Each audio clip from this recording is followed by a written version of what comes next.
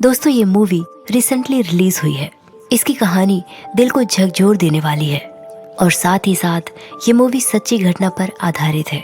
कहानी की शुरुआत होती है बुलंदशहर से, जहाँ पर हम देखते हैं कि झिमली अपने साथ वाली लड़की रूहानी को ढूंढ रही है। दोनों यहाँ पर लुका छुपी खेल रहे थे और तभी झिमली ने एक आवाज सुनी कि रूहानी को जबरदस्ती गाड़ी में बैठाकर ले जाने लगे हैं। झिमली तुरंत ही एक पेड़ पर चढ़कर उस गाड़ी के शीशे पर पत्थर मार देती है और यहाँ से सीन शिफ्ट होता है पश्चिम बंगाल में, जहाँ पर हम देखते हैं कि कुछ माफिया के लोग कुछ लड़कियों को पकड़कर बॉर्डर पार करने की बात कर रहे हैं, लेकिन उन्हें नहीं पता कि उन लड़कियों के बीच छुपी हुई है एसएसपी शिवानी शिवाजी रॉय और उन्हीं झाड़ियों के बीच शिवानी की टीम भी छुपी हुई थी। जैसे ही वो आदमी शिवानी के पास जाते हैं, वो उस आदमी पर हमला करती है और शिवानी की एक आवाज पर उसकी टीम भी वहां पर आ जाती है। उन आदमियों को गिरफ्तार करके उन सभी लड़कियों को रिहा करा लिया जाता है और वहां से शिवानी जब अपने ऑफिस पर आती है तो उसे उसके सीनियर अपने पास बुलाते हैं। वो उसे बुलंदशहर में रूहानी के बारे में बताते हैं कि 2 लड़कियों को अगवा कर लिया गया है। उनमें से एक है रूहानी, उसके पिता बड़े बिजनेसमैन हैं और वो चाहते हैं कि इस केस को तुम ही हैंडल करो। इसके लिए तुम्हें बुलंदशहर जाना होगा और इसीलिए शिवानी वहां पर पहुंच जाती है। वो वहां पर हर एक चीज देखती है जहां से उन दोनों लड़कियों को उठा लिया गया था। वो एक एक मोमेंट को देखकर सब कुछ समझ जाती है कि यहाँ क्या हुआ है। वहां पर शीशे के टूटने के टुकड़े भी पड़े हुए थे। इसका मतलब साफ था कि झिमली रूहानी को बचाना चाहती थी और उन आदमियों की नजर जब झिमली पर गई तो उन्होंने उसे भी उठा लिया। सारा पैटर्न जानने के बाद ये तो बात साफ हो चुकी थी कि उन लोगों ने लड़कियों को अगवा पैसों के लिए तो बिल्कुल नहीं किया, नहीं तो अब तक किडनैपर्स का कॉल आ जाना था। जहां रूहानी बड़े बिजनेसमैन की बेटी है तो वहीं झिमली एक नौकर की बेटी है। शिवानी ने रूहानी के पेरेंट्स से कहा कि हमें कुछ ऐसा करना होगा, किडनैपर्स का कॉल हमें खुद ब खुद आ जाए, उन्हें हमें पैसों का लालच देना होगा। और रूहानी के पेरेंट्स अपनी बेटी के लिए कितना भी पैसा देने के लिए तैयार थे और इसलिए शिवानी एक वीडियो जारी करती है कि झिमली और रूहानी नाम की 2 लड़कियां गायब हैं। उन्हें जो भी वापस लेकर आएगा उनके लिए 2 करोड़ का इनाम है। ये न्यूज किडनैपर्स देख लेते हैं। अब उन किडनैपर्स ने झिमली और रूहानी को 20 लाख रुपए में अगवा किया था और 2 करोड़ सुनकर उनके मन में लालच आ जाता है। लेकिन अब उनके मन में ये भी डर है कि उन दोनों लड़कियों को उस आदमी ने अब तक अम्मा को भेज दिया होगा और अम्मा से पंगा लेना ये हमारे लिए खतरे से खाली नहीं है। वो फिर भी रिस्क लेकर वहां पर पहुंचते हैं। वहीं अम्मा के आदमी झिमली और रूहानी का एक टेस्ट करते हैं जिसमें रूहानी पॉजिटिव थी। मतलब अम्मा को जो लड़कियां चाहिए वो रूहानी से कम उम्र की चाहिए, इसलिए अब रूहानी उनके कोई काम की नहीं है। तभी वो किडनैपर्स वहां पर आ जाते हैं। वो रूहानी को वहां से छुड़ा कर ले जाते हैं, लेकिन झिमली को अम्मा के आदमी जाने नहीं देते। यहाँ शिवानी के साथ रूहानी के पेरेंट्स भी उस कॉल का वेट कर रहे थे और तभी किडनैपर्स का कॉल आता है। शिवानी ने रूहानी के पिता को पहले ही समझा दिया था कि पहले हमें ये यकीन करना है कि दोनों लड़कियां जिंदा हैं या नहीं, इसलिए वो कहें कि मुझे अपनी बेटी से बात करनी है। वो जहाँ से कॉल कर रहे थे वो एक लैंडलाइन नंबर था और उनकी लोकेशन दिल्ली बता रही थी। और फिर रूहानी के पिता से रूहानी की बात कराई जाती है। इसके बाद शिवानी भी प्लान बनाती है कि जब वो किडनैपर्स रूहानी को लेकर पैसे लेने आएंगे तो हम उन्हें पकड़ लेंगे और सब लोग किडनैपर्स के बताए हुए पते पर पहुंचते हैं। रूहानी के पिता आगे आगे चल रहे थे और पीछे शिवानी अपनी टीम के साथ। किडनैपर्स वीडियो कॉल पर रूहानी को दिखाते हैं कि इस प्लेटफॉर्म पर हम लोग खड़े हुए हैं, आप बैग उस चेयर पर रख दें। शिवानी ने अपनी टीम को कहा कि जल्दी से उस जगह पर पहुंचो, लेकिन किडनैपर्स ने बहुत बड़ा खेल खेला। वो पैसों से भरा बैग ले गए और रूहानी की वीडियो कॉल अभी भी चल रही थी, लेकिन उस जगह पर कोई भी नहीं था क्योंकि वो वीडियो पहले ही दूसरी फोन में बना ली गई थी और रूहानी के पिता को बेवकूफ बनाया जा रहा था। दरअसल वो रूहानी को लेकर यहाँ आए ही नहीं, उन्होंने उसे अपने अड्डे पर रखा हुआ है। वहाँ जब वो किडनैपर्स बैग लेकर भाग रहे थे तो शिवानी के साथ ही फातिमा नाम की कांस्टेबल उन्हें देख लेती है। वो उन्हें रोकने की कोशिश भी करती है, लेकिन वो उसे जख्मी करके वहाँ से भाग जाते हैं। लेकिन उनमें से एक किडनैपर को शिवानी पकड़ लेती है। मारपीट करके उससे पूछताछ की जाती है। तब वो आदमी अम्मा के बारे में बताता है कि वो किस तरह लड़कियों को पकड़कर अम्मा के पास भेजते थे। पहले तो उन्हें एक लड़की का 1 या 2 लाख रुपए मिलता था, लेकिन इस बार अम्मा ने पूरे 10 लाख रुपए दिए, वो भी एक लड़की का। और 2 करोड़ के लालच में उन्होंने अम्मा के पास से रूहानी को फिर से पकड़ा। लेकिन ये सब प्लान मेरे बॉस का था। उसे जुए की बहुत बुरी लत है और वो सारे पैसे जुए पर ही उड़ाता है। और फिर शिवानी सारी जुए अड्डों पर जाती है, उन्हें बताती है कि ये सीरियल नंबर वाली यदि नोट आपके यहाँ आए तो मुझे तुरंत ही इन्फॉर्म कर दें। वहीं दूसरी तरफ हम अम्मा को देखते हैं, जो कि एक बहुत बुरी औरत है। उसे उसके आदमी का कॉल आता है। वो बताता है कि रूहानी हमारे हाथ से निकल गई है, लेकिन झिमली अभी भी हमारे पास है। अम्मा ने कहा कि रूहानी को खत्म करना होगा, नहीं तो हमारे बहुत सारे राज खुल सकते हैं और झिमली को तुम मेरे पास लेकर आओ। वहीं दूसरी तरफ हम देखते हैं कि शिवानी का हस्बैंड उससे कितने दिनों बाद आज मिलने आया है, लेकिन तभी उसे एक कॉल आता है। उसे अम्मा के बारे में कुछ पता चला था, इसलिए वो अपने हस्बैंड के साथ 5 मिनट रुक भी नहीं पाती और उसे अपनी ड्यूटी पर फिर से जाना पड़ता है।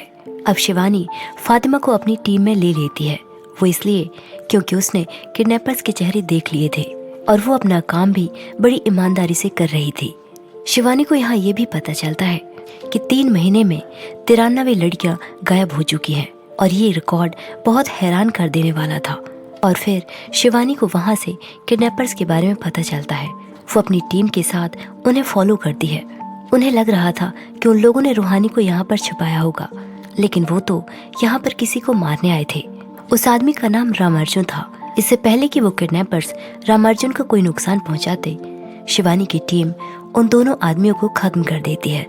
इस बात से रामार्जुन बहुत खुश होता है। उसने कहा कि मैंने सुना था कि पुलिस हमेशा लेट पहुंचती है, लेकिन आज ऐसा नहीं हुआ। और शिवानी को पता चलता है कि रामार्जुन एक ट्रस्ट चलाता है। वो इस ट्रस्ट के अंदर उन गरीब भिखारियों को रेस्क्यू करता है और उनकी हेल्प करता है। उसे उन लोगों से बहुत सारी धमकियां भी मिलती रहती हैं, लेकिन वो उनकी बातों पर ध्यान ना देकर अपना काम करता है। शिवानी उसकी इन बातों से काफी इम्प्रेस थी, इसलिए उसने रामार्जुन से कहा कि वो भी उसकी हेल्प करे ताकि वो अम्मा को पकड़कर उसे एक्सपोज कर सके। और इसके लिए रामार्जुन मान जाता है। और फिर शिवानी रामार्जुन के साथ मिलकर कई सारे अड्डों पर रेड मारती है। और ये सब बैगर अड्डे थे, जहाँ पर से कितनी लड़कियों और लड़कों को रेस्क्यू किया जाता है। लेकिन झिमली और रूहानी का अब तक भी कोई पता नहीं चला था। इसलिए शिवानी के सीनियर उस पर गुस्सा करते हैं कि तुम्हें रूहानी पर फोकस करना चाहिए, ना कि अम्मा पर। वहीं दूसरी तरफ हम शिवानी के हस्बैंड को देखते हैं। वो जब वॉशरूम से आया तो उसे लगा कि शिवानी बेड पर लेटी हुई है। उसने शिवानी को आवाज लगाई और देखा तो वो अम्मा थी। दरअसल वो शिवानी के घर तक पहुंच चुकी थी।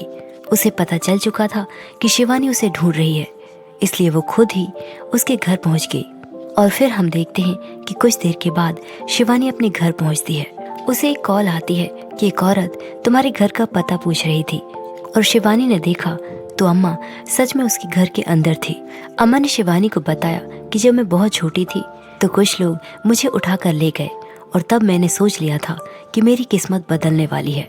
उन लोगों को पुलिस ने रोक लिया, लेकिन उन आदमियों ने उस कांस्टेबल को 5,000 रुपए दिए और वो मुझे लेकर चले गए। तब से मुझे पुलिस वालों से नफरत है। शिवानी उसे वार्न करती है कि वो उसे एक्सपोज करके ही रहेगी और उसे पकड़कर हवालात में डालेगी। अम्मा ने उससे कहा कि वो मुझे बाद में पकड़ लेना, पहले अपने पति को तो बचा लो। शिवानी तुरंत ही अपने बेडरूम में जाती है तो उसने देखा कि उसका हस्बैंड बेहोश पड़ा है। वो तुरंत ही उसे हॉस्पिटल लेकर जाती है और वहाँ पर उसे इमरजेंसी में रखा जाता है। तभी शिवानी को एक जुए के अड्डे से कॉल आता है कि एक आदमी ने उसी सीरियल नंबर वाले नोट हमें दिए हैं। इसलिए शिवानी रामार्जुन के साथ और फातिमा को लेकर उस अड्डे में पहुंचती है। शिवानी अपनी टीम को भी कॉल करती है, लेकिन उनको आने में टाइम लगने वाला था और रूहानी उन किडनैपर्स के साथ अंदर है, इसलिए वो अपनी टीम का वेट नहीं कर सकती थी और वो फातिमा के साथ उस जुए के अड्डे में चली जाती है। लेकिन फातिमा को देखकर वो किडनैपर समझ जाता है कि एक पुलिस वाली है और उनके बीच गोलियां चलनी शुरू हो जाती है। फातिमा के पैर पर गोली लग जाती है और शिवानी अब भी किडनैपर्स के साथ लड़ रही थी। वहीं रामार्जुन उस कमरे के अंदर चला जाता है जहां एक आदमी रूहानी को लेकर मौजूद था। वो उस आदमी को जान से मार देता है और रूहानी को चुप करने को कहता है। रूहानी उसके पास बैठ जाती है क्योंकि उसे लगता है कि रामार्जुन ने उसकी जान बचाई है। रामार्जुन उसके नाक में और मुंह में अपना हाथ रख लेता है और वो हाथ तब तक नहीं हटाता जब तक कि रूहानी की मौत न हो गई। शिवानी के अंदर आने पर वो रोने का नाटक करने लगा कि मैंने रूहानी को बचाने की बहुत कोशिश की, लेकिन इस किडनैपर ने उसको गला घोंटकर मार दिया। और शिवानी उसकी बातों पर यकीन कर लेती है, लेकिन ऐसा नहीं था। रामार्जुन अम्मा का ही खास है। उसने खुद ही उस दिन 2 आदमियों को बुलाया था ताकि वो उस पर हमला करें और शिवानी रामार्जुन की बातों पर भरोसा कर लेती है। उसने उसे अपनी टीम में शामिल किया और अम्मा ने यही कहा था कि शिवानी के साथ मिलकर ही तुम रूहानी तक पहुंच सकते हो, क्योंकि अम्मा का मकसद था रूहानी को खत्म कराना और वो हो चुका था। शिवानी रूहानी की मौत से अंदर से टूट चुकी थी। वहीं उसके सीनियर का कहना था कि अब रूहानी का केस बंद हो चुका है, इसलिए बेहतर यही होगा कि आगे की पूछताछ तुम बंद करो। लेकिन शिवानी झिमली को बचाना चाहती है, वो भी किसी भी हालत में। अब शिवानी के हस्बैंड की सेहत पर कुछ सुधार आ गया था। वहीं उसे एक हॉस्पिटल से कॉल आती है कि एक लड़की अम्मा के चंगुल से यहाँ पर भाग कर आई है, लेकिन डॉक्टर उसे बताती है कि इस लड़की को सर्विक कैंसर है, लेकिन इतनी कम एज में ये कैंसर नहीं हो सकता। इसलिए ये बात हैरान कर देने वाली थी कि इन लड़कियों के साथ ऐसा क्या किया जाता है वहाँ। वहीं डॉक्टर ने उसे बताया कि इस लड़की के साथ कोई गलत काम भी नहीं हुआ, लेकिन पता नहीं ये लास्ट स्टेज वाला कैंसर इसे कैसे हो गया। शिवानी उस लड़की से बात करती है। उस लड़की ने बताया कि हमारा 3 लड़कियों को टेस्ट किया गया था, हम तीनों पॉजिटिव आए थे। उन्होंने कहा कि हम उनके कोई काम के नहीं है, इसलिए हमें खत्म करने का ऑर्डर दिया गया। हम उस वक्त बेहोशी की हालत में थे, लेकिन मैं बेहोश नहीं हुई थी, इसलिए मैं वहां से भाग गई। मेरे सामने उन 2 लड़कियों को एक शमशान घाट के अंदर चलाया गया। शिवानी को ये सुनकर बहुत बुरा लगता है। उसे उस लड़की की पेंटिंग्स काफी इंटरेस्टिंग लगती है, इसलिए वो उसकी ड्राइंग बुक को अपने साथ ले जाती है। वो रास्ते में जाते हुए सारी ड्राइंग्स को चेक करती है। उनमें से एक ड्राइंग बड़ी अजीब थी। वो एक लोगो था जिसे शिवानी ने कहीं पर देखा था, और दरअसल ये लोगो रामार्जुन के ट्रस्ट पर लगा हुआ था और इसका मतलब था कि उस लड़की को इसी ट्रस्ट में रखा गया था और वो यहीं से भागी थी। और इसके बाद वो रामार्जुन के बारे में सारी जानकारी इकट्ठी करने लग जाती है। उसे पता चलता है कि उसका इस दुनिया में कोई भी नहीं है, लेकिन एक आदमी था जिसे रामार्जुन बहुत मानता है, और वो आदमी रामार्जुन के बारे में सब कुछ बता देता है कि जब उसे भीख मांगने के लिए अम्मा के पास लाया गया तो उसके तेवर ही अलग थे। उसका हाथ भी काट दिया गया, लेकिन उसने कहा कि मैं भीख नहीं मांगूंगा। लेकिन अगले दिन जब उसने 7,000 कमा कर दिखाए और वो भी बिना भीख मांगे, तो अम्मा भी हैरान थी। उसने बताया कि मैंने चोरी की, डाके डाले, लेकिन भीख नहीं मांगी। अम्मा उसकी इन बातों से काफी इम्प्रेस थी। उसने कहा कि तुम क्या करना चाहते हो? रामार्जुन ने बताया कि मैं स्कूल जाना चाहता हूँ और बहुत पैसा कमाना चाहता हूँ, इसलिए अम्मा उसे स्कूल भेजने लगी। और तब से अम्मा और रामार्जुन का बॉन्ड माँ और बेटी जैसे बन गया। अब शिवानी रामार्जुन के साथी असलम को जेल भेज देती है और फिर शिवानी रामार्जुन को कॉल करती है कि हमें अम्मा के अड्डे पर रेड डालनी है, इसलिए वो उसके साथ चले। रामार्जुन इसके लिए हाँ कर देता है, लेकिन वो तुरंत ही अपने घर से निकलता है, वो भी अम्मा के पास जाने के लिए। शिवानी को पता था कि रामार्जुन ऐसा ही करेगा और वो अपनी टीम के साथ रामार्जुन का पीछा करने लग जाती है और वो सीधा अम्मा के अड्डे में पहुंच जाती है। वो उन दोनों को बहुत मारती पीटती है, लेकिन ना ही अम्मा ने अपना मुंह खोला और ना ही रामार्जुन ने। वो उन दोनों को लेकर थाने में आती है। असलम अम्मा और रामार्जुन को देखकर बहुत ज्यादा घबराया हुआ था और फिर शिवानी रामार्जुन के पास उससे पूछताछ करने के लिए जाती है, लेकिन तभी पीछे असलम अपने आप को खत्म कर लेता है। असलम ही था जो मेन विटनेस था। वो अम्मा और रामार्जुन को एक्सपोज कर सकता था। लॉकअप में किसी की मौत हो गई, इस वजह से शिवानी के सीनियर उसे डांटते हैं। साथ ही रामार्जुन का बहुत नाम है, इसलिए वो शिवानी को उससे माफी मांगने को कहते हैं, क्योंकि उसके खिलाफ कोई सबूत नहीं था। और अब रामार्जुन को जाने दिया जाता है। शिवानी ने अपने सीनियर्स की बात नहीं मानी थी, इसलिए उसे कुछ टाइम के लिए सस्पेंड कर दिया जाता है। और फिर हमें पता चलता है कि दरअसल कांस्टेबल फातिमा भी रामार्जुन से मिली हुई है। उसी ने ही असलम को खत्म कर दिया था ताकि रामार्जुन रिहा हो सके। रामार्जुन ने उसे पैसे दिए ताकि वो अम्मा को वहां से भगा सके, और यही हुआ। रामार्जुन, अम्मा और फातिमा श्रीलंका चले जाते हैं। वहीं शिवानी सस्पेंड होने के बावजूद भी वो अपने दोस्तों के साथ एक प्लान बनाती है और उसकी टीम भी उसका साथ देने के लिए तैयार थी। रामार्जुन ने एक लैब खोला है जहां वो सर्वे कैंसर का वैक्सीन बना रहा है। दरअसल वो लड़कियों के अंदर जानबूझकर वो वायरस डालता है, वो भी इंजेक्शन के थ्रू।